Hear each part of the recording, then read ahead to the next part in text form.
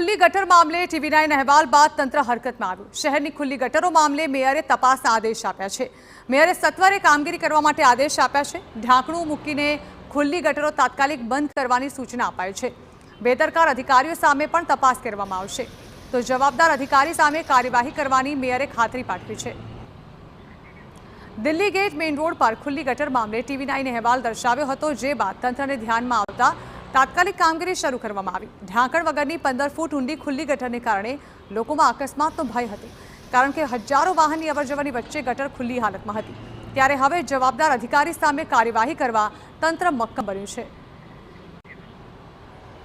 બે ત્રણ જગ્યાએ આપણી ચેનલના માધ્યમથી જાણવા મળ્યું છે કે અમુક જગ્યાએ પણ ખુલ્લી ગટર છે, ત્યાં તપાસનો આદેશ પણ આપ્યો છે અને તાત્કાલિક ત્યાં રિપેરિંગનું કામ શરૂ થાય તે માટે પણ આદેશ અપાયો છે। ઝોનલ ઓફિસર સાથે વાત કરી, બે જગ્યાએ કામગીરી શરૂ છે, ત્યાં તાત્કાલિક આજના દિવસમાં રિપેરિંગ થઈ જશે। આવી કોઈ જગ્યા પણ સુરતમાં હોય તો મેં સિટી એન્જિનિયરને પણ ફોન કરીને જણાવ્યું છે કે સુરતમાં કોઈ પણ જગ્યાએ ગટરના ઢાંકણા ખુલ્લા હોય કે રિપેરિંગ હોય તો તાત્કાલિક કરવામાં આવે તેવો આદેશ પણ આપ્યો છે।